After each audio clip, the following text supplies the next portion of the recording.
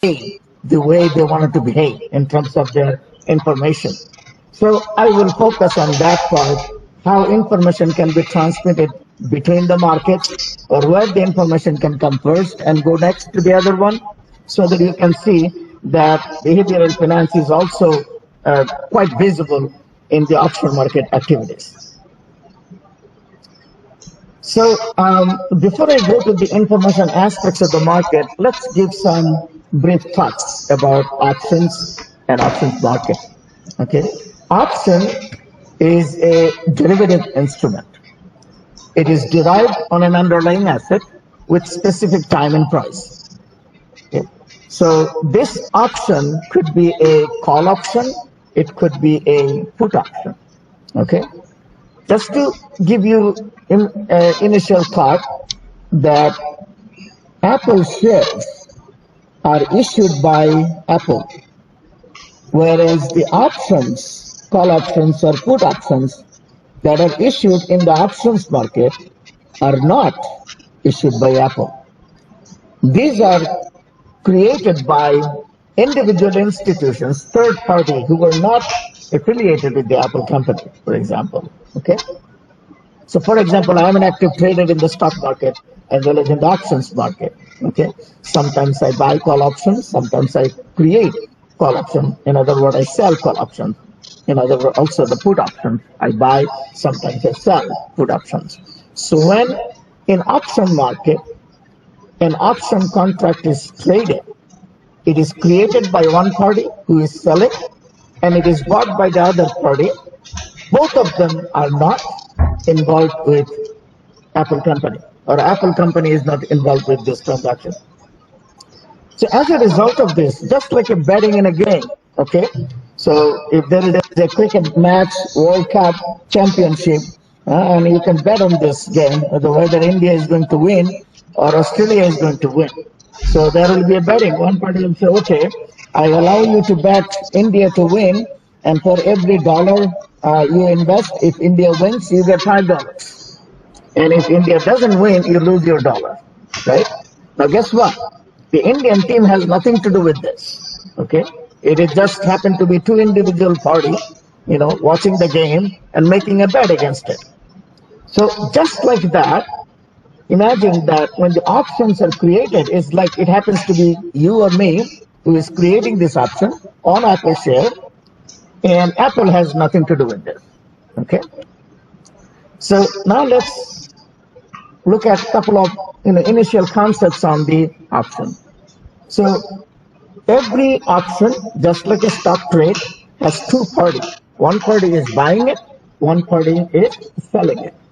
So let's talk about the party who is buying it. So if you buy a call option, basically what you are doing, you are buying a right. Okay? A right, not an obligation, to buy the underlying stock. And that underlying stock could be, let's say, Apple share, at a specific price. So you and I, if we are the party, so you and I will set up the price. We call that specific price. A technical name for this specific price is called strike price or exercise price. And then we will also set up the maturity date, that on or before a maturity date, you have the right to buy the Apple share from me at a specific price. Okay? So that specific price could be a 1 month from now, 3 months from now, 9 months, 1 year, 2 years, all the way. Call options are available all the way up to 2.5 years long maturity. On the other hand, let's say I am the seller of that option. For me, it's an obligation to honor this contract on behalf of the buyer, that if the buyer wants to buy the share, then I am obliged to sell the share at that specific price that we agreed on or before the maturity date. Okay, so the contract design is for one party. It's an option. It's a right. If I want, I can buy it. If I don't want, I don't have to buy it. For the buyer, it's an option. But it is an obligation for the seller. I give you another similar example, the obligation versus the option. When you buy a car, okay, there is a third party called insurance company. They provide an insurance on your car. You can buy an insurance on your car, right? You pay a 6 months premium insurance for your car, and then your car is insured for, let's say, next 6 months. You bought your car, let's say, for $50,000, and for 6 months you paid, let's say, around $600 or $700 premium. During this 6 months period, if any accident happens, let's say it's a very minor accident, okay, a simple scratch, for example, question comes to you whether you wanted to claim for the repair for that scratch, okay. Typically, insurance will have certain deductibles. Let's say deductible is $500. So then what do? You take your car to the repair shop, and they will give you an estimate how much it will cost you to repair this car. Let's say they said it will cost you $490 because it's a very minor scratch. Now guess what? You have a $500 deductible. So even if you claim to the insurance company, you're not getting anything, because the insurance company will say, well, your deductible is $500, the cost of repairing is $490, so it goes out of your pocket. So in that case, you are thinking, should I report this accident or should I not? Because if you report this accident, in the future your premium may go up. So you may decide to not do any kind of claim or reporting. On the other hand, if the car was completely destroyed, certainly you know that replacement cost is going to be $50,000. So you pay deductible of $500, or insurance company will pay $49,500. So you see, when you buy an insurance premium, insurance on your car, that policy gives you a right to make a claim.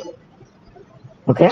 But when you make a claim, for the insurance company, it's an obligation to honor the contract, because they gave you a protection on your car. So now that your car has an accident and it was totally destroyed, no matter how much premium they receive, $500 or $600, they have to replace your car as a part of their commitment. So that kind of obligation falls into the shoulder of an option seller. That if somebody is selling an option, is like acting like an insurance company, takes the whole burden, takes the most risk out of that transaction.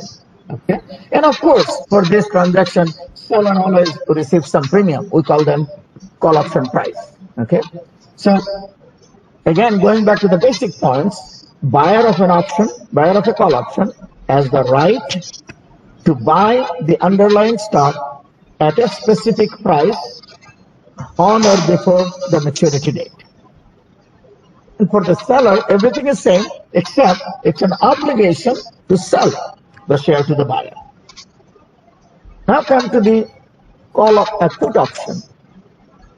Put option, a buyer, when anticipates the stock may go down and wanted to make profits out of the downtrend of the stock price movements, will buy a put option. By buying the put option, a buyer is holding a right to sell the underlying stock at a specific price on or before the maturity date. So you can see the opposites of the call option. In call option, investors anticipate stock will go up, so that's why they buy a call option to buy the stock. But they buy a put option when they anticipate stock will go down to sell the stock ahead of time. And for the seller of the put option, the original intention is the same. It's an obligation. If the buyer of the put option wants to sell the stock, then seller of the put option will have to buy it from the buyer, from the seller, put option holder. So these are the two types of options based on the transaction nature of stock price movement, call and put. And there are various other kind of strategy evolved afterwards from there. But now, as part of the basics, I just wanted to give you the intuition. So call option is a contract to buy the share. Put option is a contract to sell the share. Okay. And again, the movements of the stock price is giving the investors an anticipation, or they make a move in the option market based on their anticipation or their forecast or their information, whatever they have. When they feel that stock will go down, this is how they trade in the put market or in the call market. Now, I'll give you another justification for people to come to the option market. It's called leverage. Okay. So, for example, again, Apple share today is trading around $129. Okay. If you buy 100 shares of Apple, you need about 100 times $129, right? Which is $12,900. You have to invest 100 to buy 100 shares. On the other hand, if you go to the option market and if you buy a call option, at the money call option, let's say 130 strike price, around 130 strike price, let's say 3 months maturity, that option may be selling in the market for $4.50. So every contract, I just wanted to give you the idea, every contract has an underlying 100 shares involved. So if you buy one call option, you're basically getting engaged in the contract with the selling party that you will buy 100 underlying shares. But how much did you invest today? You just paid $450, the premium, okay, to the seller of the option.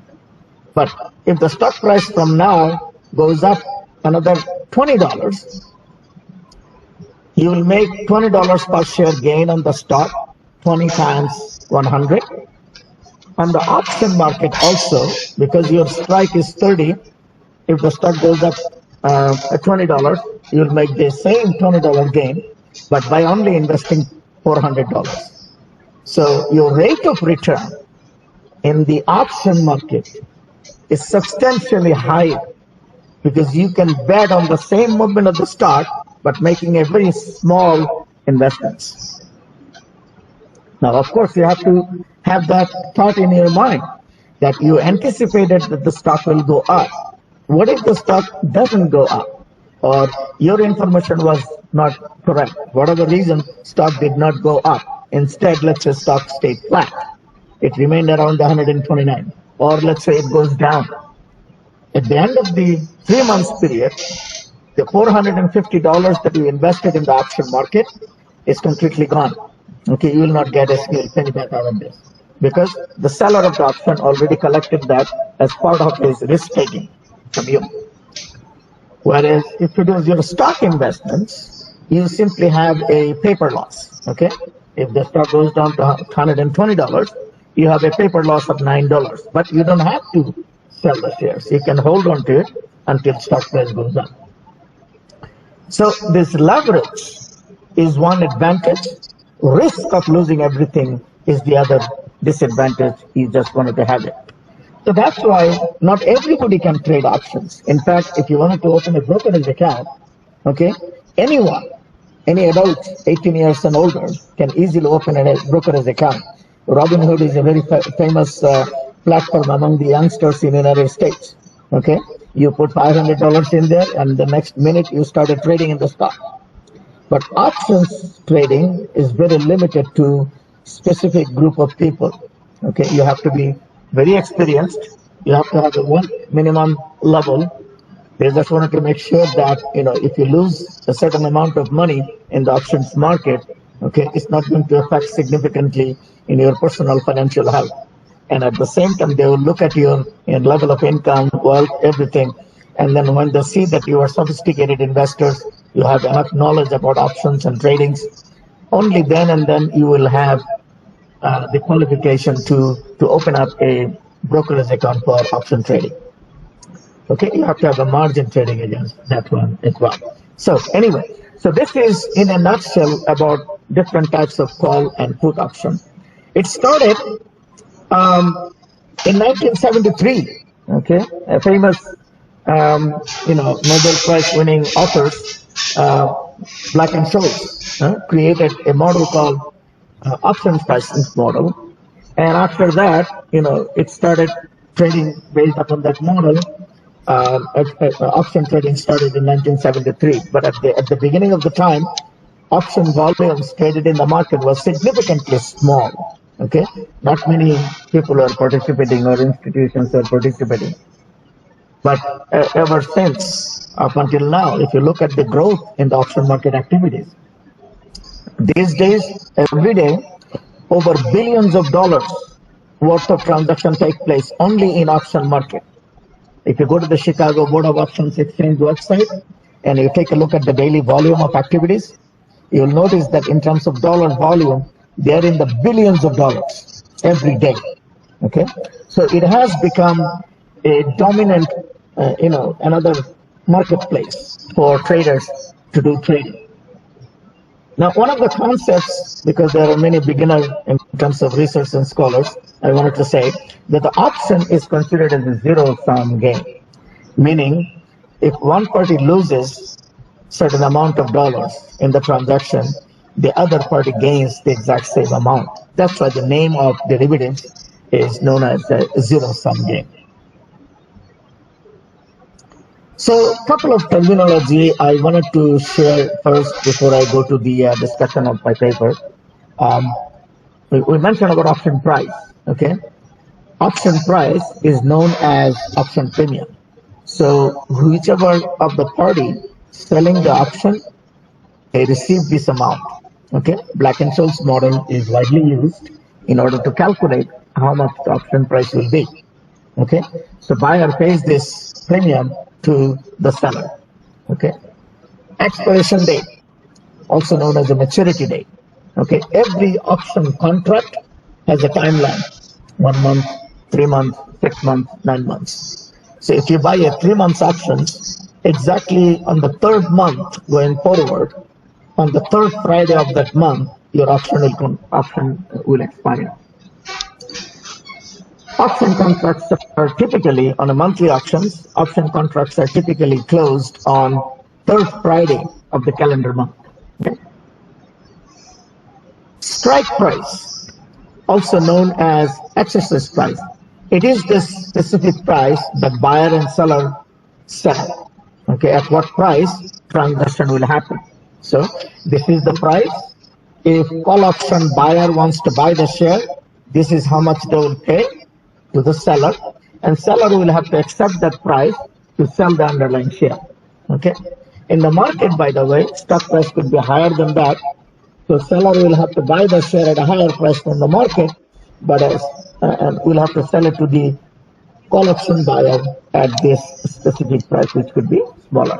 And again, as I said, it's a zero-sum game. Whatever the loss seller will have is the exact amount of gain buyer will have.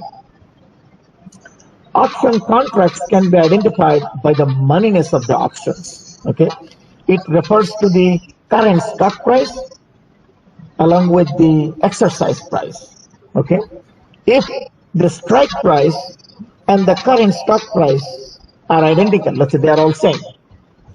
Let's say Apple share again, it's currently trading in the market at 130.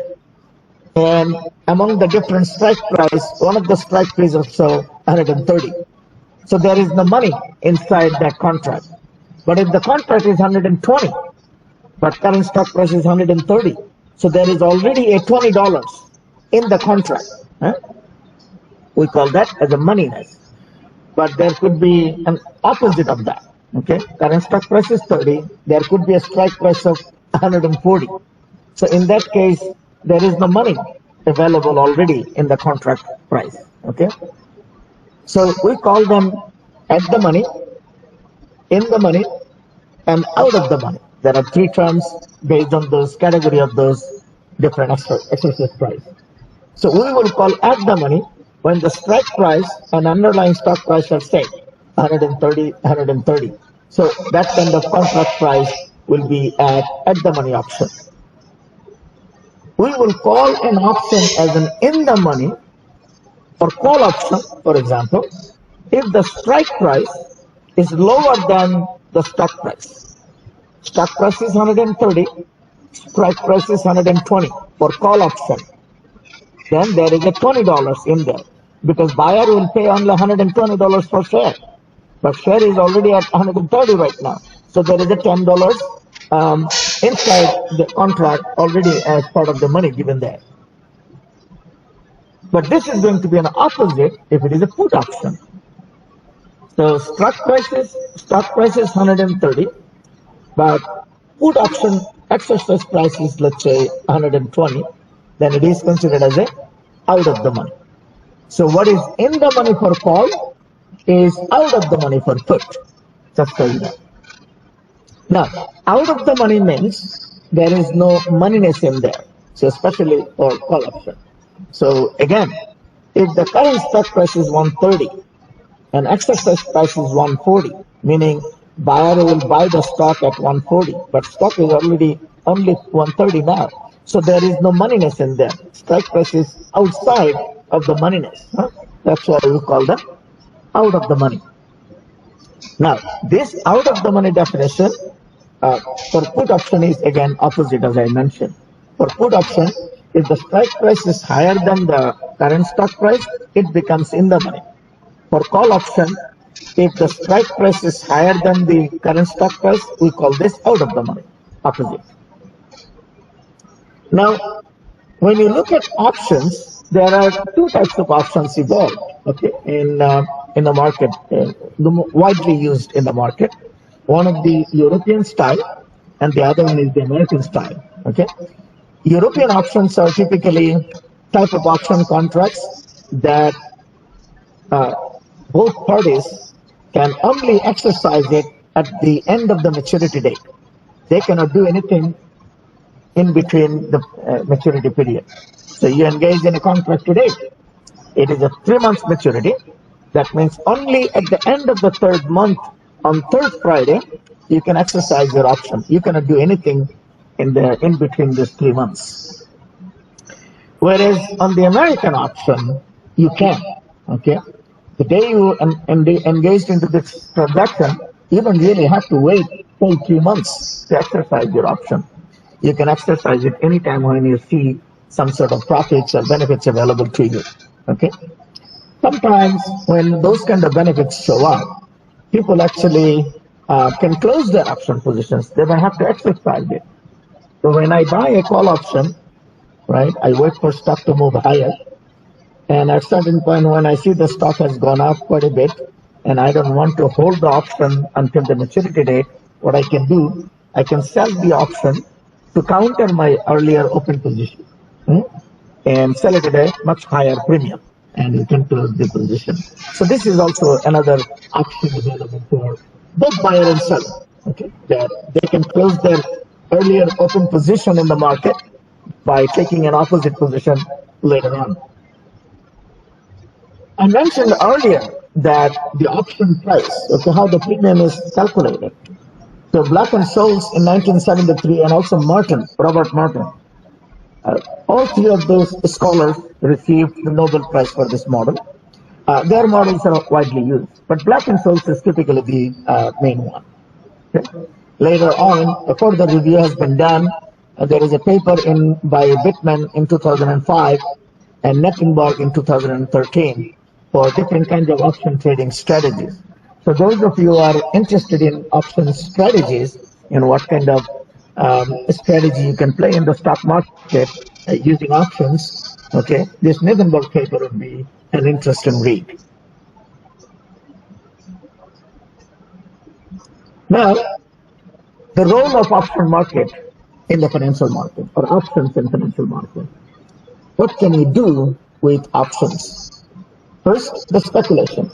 Just like this betting game in the cricket match, right? Here is speculation. You are speculating the stock will go up. So what do? You buy a call option and wait for the stock to go up, and then you make a profit out of this. But if it doesn't go up, right, you lose your betting, whatever the premium you paid. So speculation is a primary source of investments for many of these investors, speculators. It is said in the research that every 10 options traded in the options market, 9 of them go worthless. In other words, they expire worthless. So you can imagine your odds of making profits in the options market is very, very, very low. Okay. Yeah. In other words, it indicates the level of risks that you are accepting by investing in the stock market, in the options market. The second main role that option market plays, options play for the investors, is what we call as a risk management. Let's say you have stock, okay, Apple stock. Stock is having a good, run. You're making you see that you have a paper gain, quite a bit of money. Now, market is volatile. Economic news, political news, any kind of information, company specific or industry specific, can drive the stock price up and down all the time.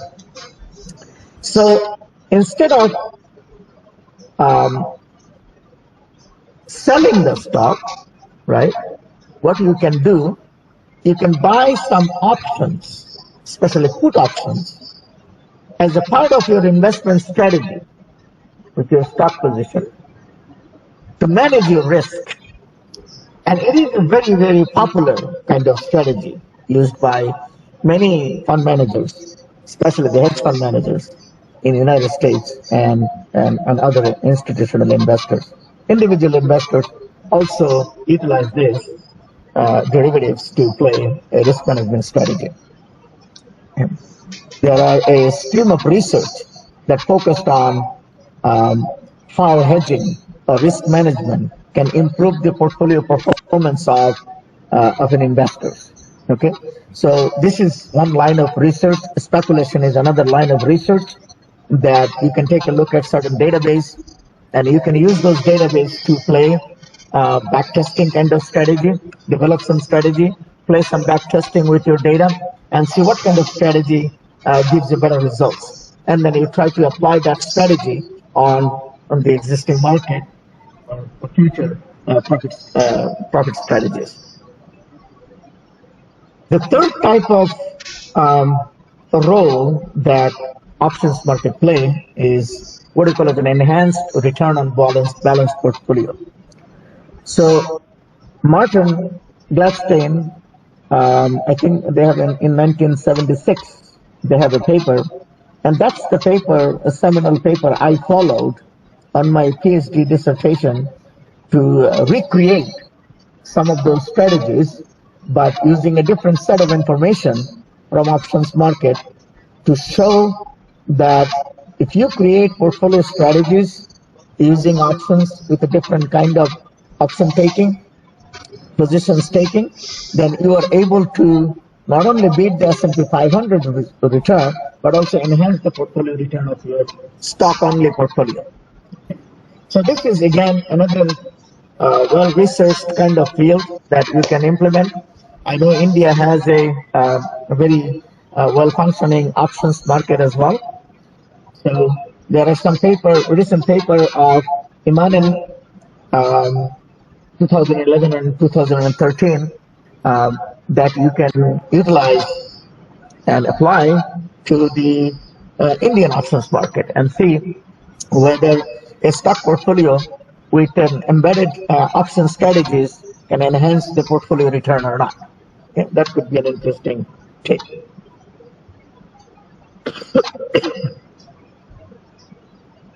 There are various kind of option strategies. I'm not going to focus on that part in today's lectures. It could be something I can refer to you certain readings that you can read. In an options textbook, you will see there are a bunch of trading strategies available. We call them plain vanilla call option, where you buy a call option. Okay. We call them protective strategy, put strategy, meaning you buy the stock and also buy a put option on it. You can do a covered call trading, where you buy the stock and sell a call option on that, because you have the stock, that option you are selling, called covered call. You can have a bull spread, butterfly spread, bear spread, strangle, um, collar. There are different kinds of names and different strategies. Each strategy has its own um, portfolio structure, return structure. Okay, and you can read and see how some of those strategies are applied in a different place. So to give you a quick example, sometimes people play information strategies. So let's say a company declares their earnings every quarter, and 2 to 3 days from now, earnings are going to come out. Nobody knows whether the earnings will be good or bad. You can play a strategy where you take a long position, both at call and put option. Let's say at the same strike. And payoff structure will look like a V, meaning if company beats the earnings, your profit will come from the call side. If company did not do well in the performance, stock price will go down, you'll make a profit on the put side. Either of the two sides will give you a profit from this investment strategy, portfolio strategy. So there are quite a few different kinds of strategies out there. So I implemented cover call, protected put, spread, and also collar. Those are the different kinds of strategies I implemented in my thesis work, and I'm going to address some of those things in the later part of the discussions. But you can see that those strategies are applicable in different market environment, and you can try and see when you review them, you can try and see which one will apply in the context of Indian markets on a certain type of information environment. Okay, and you can play those strategies and experiment that one and find out which one has a superior performance. And of course, you have to control the volatility as well. You measure the risk of your return and then identify and rank them based on the different kinds of portfolio performance characteristics. Now I'm going to address another area of the research topic. Does option market play a role in information revelation? In other words, does information flow from option market to the stock market or vice versa? In other words, those investors who have information or who generated information, do they come to the stock market first to trade, or do they come to the option market first to trade? Or do they go both markets together? Information is costly. I wanted to address this little thing. So there is a literature or a stream of literature who are saying people who produce information, they may not want other people to know it because they spend quite a bit of money. So what they will do, they will strategically take their position in the market. It's kind of like a camouflage strategy, so that nobody can trace from their trade that someone has information, they're buying a certain stock or they're selling a certain stock. Okay, but there is also an alternative theory where those informed traders can go to the market and make a one bet, okay, large trade, okay, comparative strategies. So anyway, informed traders trade in the market. And what happens, others who are also smart players don't have the information, but they have the resources to understand and learn from the market that somebody is buying a certain stock. Okay, so what they will do, they will immediately jump on it and follow the trade. This is what happens. Now these days, ever since this artificial intelligence has become a mainstream resource in trading in the stock market, machine learning has become a big player. Some institutional investors use that. So what those machine learning basically doing, they put all those option trading data or stock trading data, and the machine is processing this data and trying to identify if those trades are a buy or positive information based or a negative information based. Okay, and then immediately give the signal to their client that, oh, there are some institutional selling going on, or there are some institutional buying going on, and they also immediately follow the trade in order to take part into the profits that are coming. So Esli, O'Hara, and Srinivas in 1998, in one of their papers, they are the one for the very first time indicated that certain type of option trade possess first information, and those information afterwards goes to the stock market. But there are other posted literatures where they're saying that the information flows from the stock market to the options market. There are also a set of literature where they're saying it's a bidirectional. Okay, information flows between the markets in the options and stock market. So if investors are behaving in a certain pattern based upon a certain type of information, other investors are also following them. They can come either market for doing their trade, okay? Stock market or the option market. I also wanted to emphasize one other thing. VIX, volatility index, that are calculated based on the S&P 500 options called implied volatility, okay? It's a measure of market movements. It's a measure of whether the market has topped or bottomed, okay? It's also known as a fear gauge, fear index. So options market implied volatility is widely observed by the market participants, big players, and they try to time their market, their positions. If they see that the VIX is rising, then they will get out of the market. And when they feel that VIX is going down and it has reached the bottom, they will start buying. So they take the opposite position. When it was rising towards the top, they get out of the market. When it is rising towards the bottom, they get into the market. Okay, opposite position. Put call ratio is another indicator of market volatility. Okay, so total number of put contracts traded on S&P 500 divided by total number of call options traded on S&P 500. Then CBOE creates an index called put to call ratio. And this ratio is also considered by big players for the market prediction, okay? The market tops and bottoms. When there are too many put buying, okay, it's an indication that there is a fear stock market will drop. When there are too many call buying, it's an indication that there are too much enthusiasm among the traders, okay, and the prices may go up. Some people actually also play a contrarian strategy. When they see there are too many call buying, they take a contrarian position. They think that it's a bubble or irrational exuberance, so they take a counter position. So there are all kinds of literature also supporting and the trading methods are based on taking the peak and bottom of this VIX index as well as the put call ratio.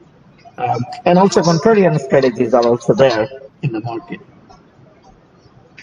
I took this table from Chicago Board of Option Exchange's website, okay, from the data I collected all the way up to from 2006 until now. These are the data for daily trading options, okay, call options and put options and together. So you can see the mean, standard errors, median, kurtosis, range, minimum, maximum, and the number of counts, observations, okay. These numbers are in millions.